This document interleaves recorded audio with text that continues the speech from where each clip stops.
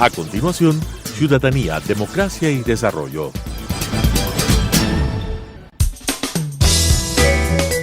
Clasificación B, bajo supervisión de un adulto. Son de exclusiva responsabilidad de sus autores y de quienes intervienen en ellos.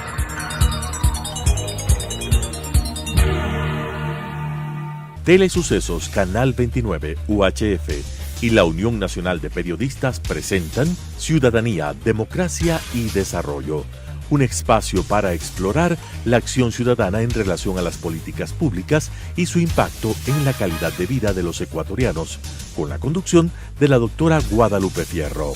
Ciudadanía, Democracia y Desarrollo.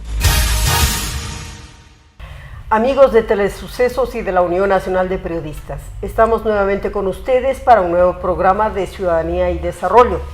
El día de hoy con un problema y además una situación que inquieta no solamente a nuestro país, sino también internacionalmente, y para ello hemos convocado a dos extraordinarias mujeres cuyo solo currículo indica la valía de su accionar.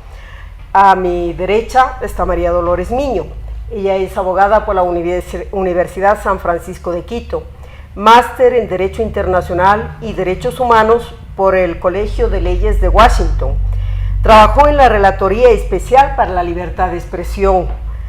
Es también una activa participante en Fundamedios y en otros organismos públicos.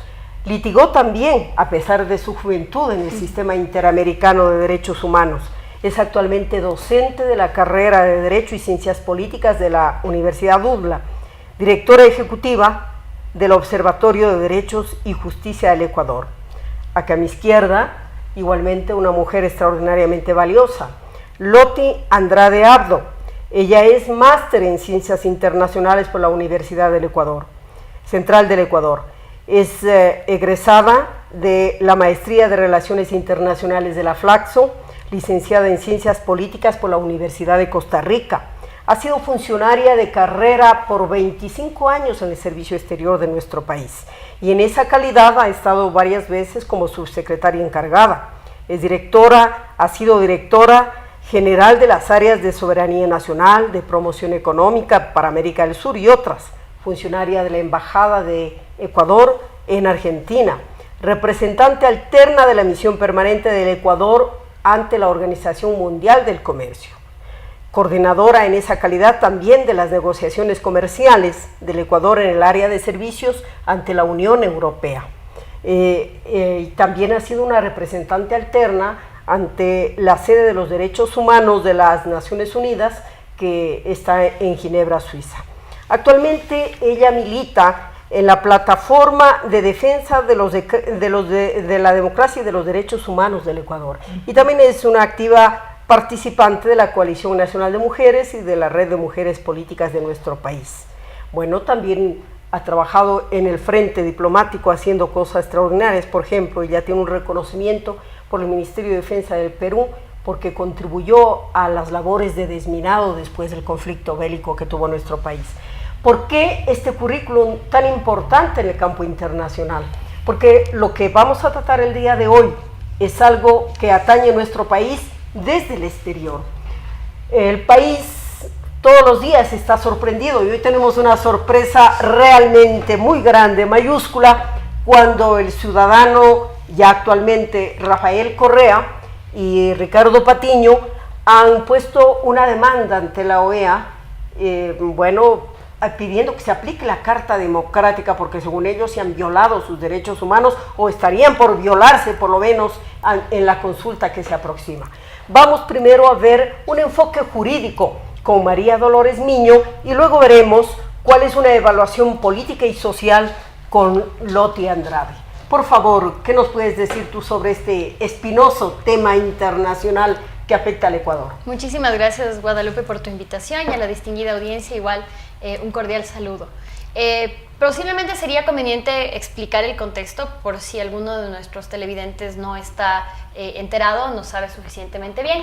En días pasados, el expresidente Rafael Correa Delgado, conjuntamente con Ricardo Patiño, enviaron una comunicación cuyo carácter jurídico no sabemos todavía cómo categorizarle, donde alegan una ruptura del orden constitucional por la emisión de los decretos 290 y 299 y 230, mediante el cual se habilita y Lenín Moreno habilita y da paso a la consulta popular.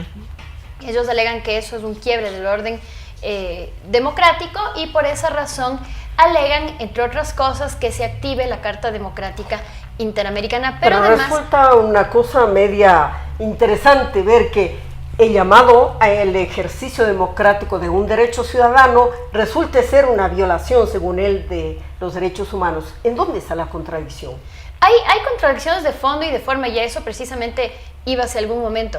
Resulta contradictorio y resulta confuso, además, que en esa misiva se hable de violaciones de los derechos humanos y se mencionen, por ejemplo, cuestiones como el agotamiento de recursos internos, que es una formalidad propia del sistema interamericano, sí, pero para las tramitaciones de peticiones de derechos humanos. Parecería mencionar que hay una violación de derechos humanos, pero no dice a qué persona individualizada ni los hechos concretos, con lo cual podemos decir que o hay un error o posiblemente lo que se está tratando de hacer es una suerte de forum shopping, digamos, en el sentido de ver cuál procedimiento le resulta. Para afinar un poco este tema jurídico, lo que tú estás diciendo es de que, según el ciudadano Rafael Correa, lo que se está es violando la Constitución porque no se han agotado los recursos aquí. ¿A dónde pensaba él que debía acudir esta demanda internamente para que no se produzca esa supuesta violación? Esa es la pregunta que nos hacemos todos, ¿no es cierto? Porque cuando él dice se han agotado todos los recursos internos dentro del país y por lo tanto nos estamos yendo a la Organización de los Estados Americanos, la pregunta es qué recursos agotaron, al menos él como presunto peticionario, como supuesto afectado y peticionario, él de motu propio qué recursos agotó, no agotó recursos alguno, y todos los que tenemos un mínimo conocimiento en el sistema interamericano, especialmente en lo que respecta a peticiones individuales, sabemos que una persona no puede presentar una petición a nombre del pueblo ecuatoriano, ninguna generalidad, sino que tiene que delimitar necesariamente y especificar cuáles son las personas que serían posiblemente afectadas, que en esta carta, cuya naturaleza es ambigua y confusa, obviamente no se ha hecho. Entonces, lo que podemos suponer, obviamente, es que entonces no se trata de una petición que va dirigida a la Comisión Interamericana, sino más bien un exhorto, digamos, para activar el mecanismo de la Carta Interamericana bajo el argumento principal de que mediante la emisión de estos dos decretos ejecutivos se ha quebrantado el orden constitucional y que por lo tanto la OEA debería intervenir. Ese es el argumento central. Resulta, por lo menos por decir curioso, que este sea la descripción del aparente trámite vulnerado en lo jurídico, dicho por el ciudadano Rafael Correa, porque hay que recordar que muchos de los casos que internamente la justicia ha tratado y que han tenido que ir al sistema interamericano de derechos humanos por violaciones que se han demandado, bueno, aquí han demorado internamente 5 años, 10 años, muchos de ellos, y recién ahí han saltado a instancias internacionales. Eso por un lado. Por otro lado, ya señala aquí María Dolores de que no hay un aparente afectado, ¿no? Sino que es un tanto ambiguo esto. Pero más allá de esta ambigüedad jurídica, ¿cuáles son las situaciones políticas que se generan por esta demanda en el entorno internacional del Ecuador? El Ecuador aparece ahora, según el ciudadano expresidente, como que fuera un violador sistemático de los derechos humanos.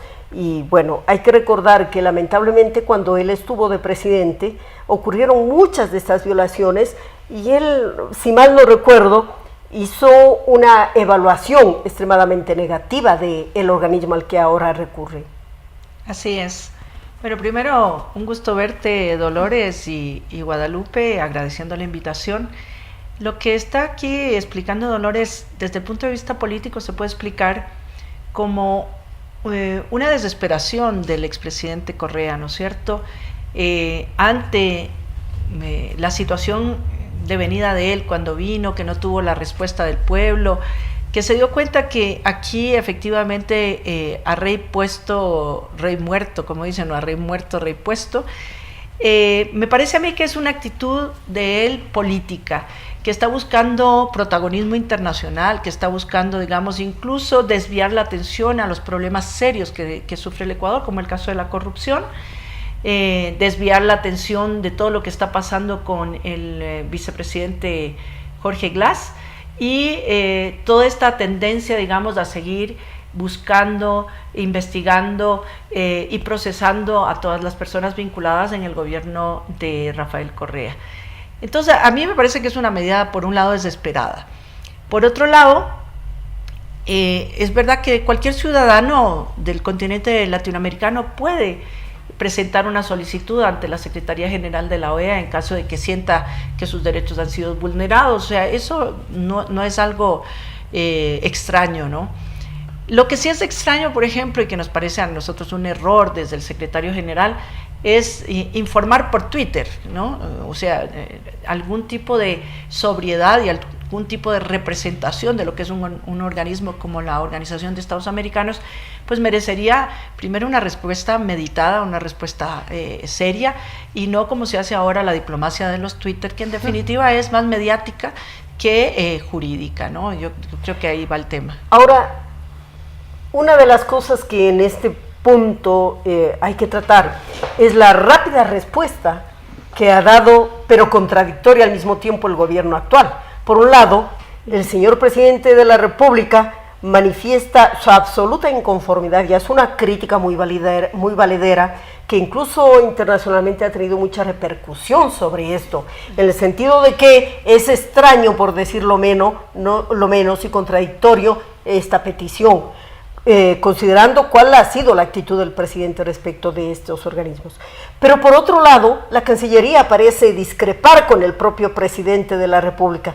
¿Qué lectura haces tú de eso? Bueno, para las personas que nos están viendo, la primera reacción del gobierno del Ecuador ante la demanda del expresidente Correa, que en realidad no firmó la carta, sino el que firmó fue Ricardo Patiño únicamente. Entonces, en realidad, uno dice, es una queja del señor expresidente Correa, pero a la vez no firmó la carta curándose en salud de demanda ante la Organización de Estados Americanos, ¿no?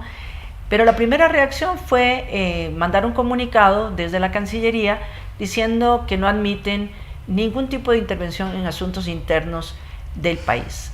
Yo creo que esa es la diplomacia que practicaron 10 años en el correísmo, tratando de aislar al Ecuador, tratando de limitar su participación en todo lo que es los regímenes multilaterales, ¿no es cierto?, el multilateralismo y las organizaciones como en este caso la OEA o Naciones Unidas, con esta visión equivocada de que en asuntos internos no se deben meter. Nosotros como sociedad civil creemos que la participación de la Organización de Estados Americanos es muy importante y de ninguna manera desechamos de esa participación, primero porque el Ecuador es parte de la Carta de la Organización de Estados Americanos, es parte de la Carta Democrática Interamericana, es parte de las convenciones internacionales. Por lo tanto, creemos que hay que cumplir esos compromisos que dicen, ¿no es cierto?, enviar relatores, recibir observadores, y en el sentido de decir no se metan, no es una solución. Nos parece que la actitud que adoptó el presidente Lenín Moreno es la correcta en el sentido de decir, por favor, vengan y vean y verifiquen que aquí no hay ninguna ruptura del orden constitucional. Creemos que es muy, muy importante esa nueva visión de una diplomacia, primero transparente, abierta, que demuestra que efectivamente en este país el llamado a consulta popular es una medida democrática, es una medida que permite al pueblo una manifestación, ¿no es cierto?, y que de ninguna manera pues está alterando el orden constitucional en la forma en que fue adoptada ese llamado y ese pedido. De lo que nos dice Loti, hay dos elementos importantísimos. El uno es aquel que tiene que ver con el hecho de que aparentemente esta actitud que ahora la sabemos, no es en realidad del expresidente Correa, sino de alguien que siempre ha sido su delegado, el señor Ricardo Patiño. Pero aquí hay una cosa que podría estar ocurriendo, como lo ha dicho Loti. Esto encubre problemas de mayor magnitud que afronta nuestro país, como es el caso de la corrupción. Y hay que recordar precisamente que uno de los artículos de esta Carta Democrática, el artículo 3, habla precisamente de que la Carta Democrática lo que quiere contribuir es a la transparencia gubernamental, a frenar esos procesos de abuso y corrupción. Entonces, otra contradicción más, porque precisamente cuando al interior de nuestro país nosotros empezamos a ver la vulneración gravísima del problema de la transparencia. Recordemos que el anterior gobierno se especializó en poner un manto, ¿no?, de secretismo en todo, estorbando la transparencia gubernamental, y ahora vemos que precisamente ellos van en pos de fundándose en esa Carta Democrática la OEA. Entonces, hay este aspecto que puede ser un telón de fondo, una cortina para tapar ciertos problemas, o es efectivamente una sincera respuesta de ellos ante lo que consideran una violación de derechos humanos. Por supuesto que no, y creo que la primera evidencia es quienes están presentando la carta, ¿no? Rafael Correa y Ricardo Patiño. Acordémonos que en el año 2013 Ecuador lideraba este mal llamado proceso de reforma del Sistema Interamericano de Derechos Humanos, de fortalecimiento, mal llamado, porque realmente el proceso liderado por Ecuador y de la mano de Patiño específicamente apuntaba a debilitar las facultades de la Comisión Interamericana de Derechos Humanos, al menos en dos sentidos, que eran los que más le estorbaba a Ecuador y a sus estados compinches, porque eran como una banda de pandilleros haciendo esto. La primera era evitar que la Comisión Interamericana pueda dictar medidas cautelares, esto estrechamente relacionado con el caso del Universo, y en segundo lugar, minar y debilitar la posibilidad de trabajo de la Relatoría Especial de Libertad de Expresión, que le era particularmente incómoda por esa misma razón. Entonces, desde ahí creo que hay una incoherencia grande. Yo alguna vez en Twitter y en el marco de esta discusión me he dado el trabajo de recoger todas las declaraciones en las cuales estos dos personajes decían que la Comisión Interamericana no tiene facultades para pronunciarse sobre medidas cautelares, sobre derechos humanos. Luego tenemos un montón de otras declaraciones donde el propio presidente Correa dice que la OEA es anacrónica, que no funciona, que se debería crear un sistema paralelo, etc. Entonces, realmente lo que a mí me parece es que lo que se trata es de distraer la atención, por un lado, como bien decía Loti, y por otro lado, crear una versión de la realidad que de alguna manera exima a este grupo de gente de las responsabilidades penales que se les viene por el tema de la corrupción. ¿Por qué? Porque si tú te consolidas ante la opinión pública internacional como un perseguido político, vas a tener protección internacional y no vas a tener que responder ante la justicia porque eres un perseguido político. Entonces, la realidad que se está tratando de construir es la del quebrantamiento de un orden constitucional. A mí me sorprendió cuando leí la carta. Yo esperaba argumentos mucho más políticos propios de estas personas que se llenaban la boca hace muy poco diciendo que la OEA no puede intervenir en los asuntos internos de los estados, y sistemáticamente faltaban a las audiencias públicas de la Comisión Interamericana. Y bueno, pues ahora curiosamente, cuando se ven con el agua ya en el cuello ante la cantidad de denuncias de actos de corrupción, pues corren a que la OEA un poco les salve, ¿no? Hay que tomar en cuenta, y esto sí es importante que especialmente los que somos abogados consideremos, leer el tenor de la carta. ¿Por qué? Porque la carta está redactada en unos términos jurídicamente tan complejos que yo creo que la redacción en sí misma está orientada a marear al lector, a confundir al lector. El argumento principal de esta carta son dos, de hecho. El primero sería que la emisión de los decretos 299 y 230 son inconstitucionales porque no observaron los plazos establecidos en la norma interna para el pronunciamiento de la Corte Constitucional antes de que se dé por sentado este silencio como una aceptación y se dé cabida a la consulta. ¿Tienen que ver con la consulta popular? Tienen que ver con el hecho de que no existió de parte de la Corte Constitucional un pronunciamiento, ¿ya?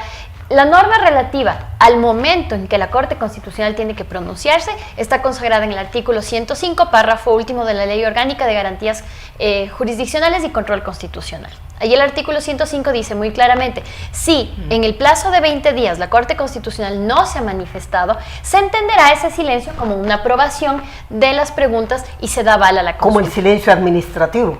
Exactamente, una suerte de silencio administrativo. ¿Qué pasa? En el año 2005 se modifica el reglamento de sustanciación de procesos de la Corte Constitucional. Y para nuestros televidentes, si es que ustedes no son abogados, posiblemente sabrán que jerárquicamente en el ordenamiento jurídico de un país está la ley y otras normas inferiores están por debajo. ¿Qué quiere decir esto? Que si hay una antinomia, que si hay una discordancia entre el texto de una norma que está en un reglamento y otra que está en una ley, tiene que prevalecer el texto de la ley porque es jerárquicamente superior. Entonces, ¿qué pasa? En este caso, en el peor de los casos, lo que hay es una antinomia entre el artículo 9, me parece que es del Reglamento de Sustanciación de Procesos reformado en 2015, y el artículo 105 de la ley.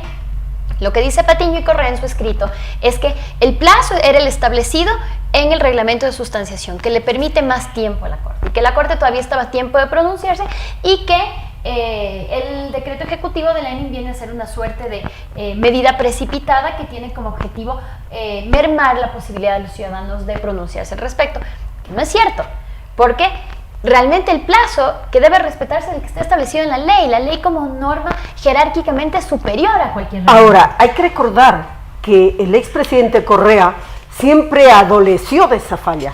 Era constante el hecho de que aparecía un reglamento y modificaba una ley o se sobreponía inclusive a la Constitución. Entonces seguramente lo que pasa es de que todavía no se dan cuenta de que están fuera del poder y que ya no pueden cometer esos atropellos que antes eran muy comunes. Sí. Recuerdo varios casos y clamorosos, además, en donde los reglamentos, solamente aquel que tiene que ver con las organizaciones sociales, que es un caso muy claro, en donde un reglamento se impuso por sobre incluso los derechos constitucionales en el tiempo del señor Correa. Ahora, hay una cuestión ahí que hay que señalar, el tema de qué es lo que va a pasar después de esto, qué es lo que podemos nosotros esperar de esto, en dos frentes. El uno, en el interno, que ya tú lo has señalado muy bien, María Dolores, respecto de todo lo que tiene que ver con la base jurídica del país. Es evidente que esto es una especie de maniobra destinada a restar legitimidad a la consulta internacionalmente. Y el otro, algo extremadamente grave que tú señalas, que podría ser un intento de dar cobertura propagandística y política a unos supuestos perseguidos políticos que están muy próximos a los entornos de corrupción que el país en este momento pues repugna. ¿Qué dirías tú respecto de eso, Loti? Bueno, yo creo que hay que dejar claro que la consulta popular, ¿no es cierto?, como dije, como instrumento de democracia representativa y de democracia del pueblo, es válida. Está en este caso conformada dentro del Estado de Derecho, ¿no es cierto?, y está sujeta a los procedimientos establecidos en nuestra ley y Constitución. Lo que sí es preocupante, por ejemplo, es la actitud de la Secretaría de la OEA. No queremos una actitud tibia, no queremos que el Ecuador se convierta como decir, en el punto de equilibrio de las posiciones frente a lo que está pasando en el continente, ¿no?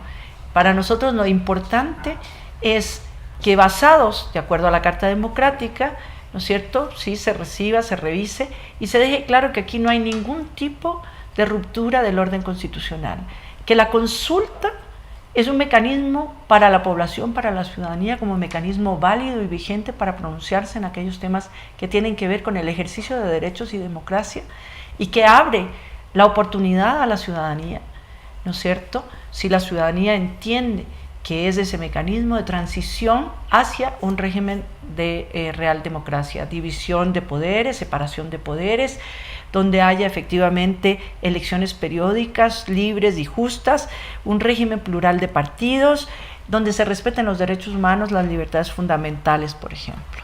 Bueno, queridos amigos, hemos tenido la oportunidad de, con el concurso de dos brillantes mujeres, examinar cuáles son algunas de las aristas que rodean a esta demanda internacional del ciudadano Correa en ese momento.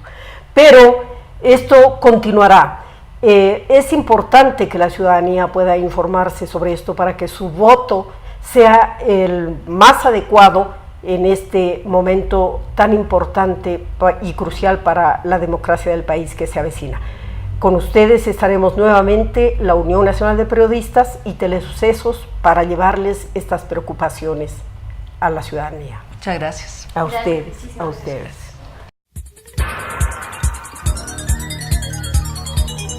Las opiniones vertidas en este espacio por la producción y dirección del programa son de exclusiva responsabilidad de sus autores y de quienes intervienen en ellos.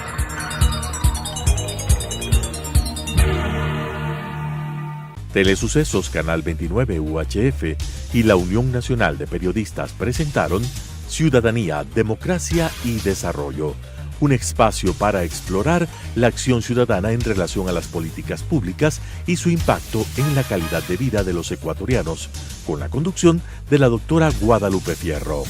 Ciudadanía, Democracia y Desarrollo.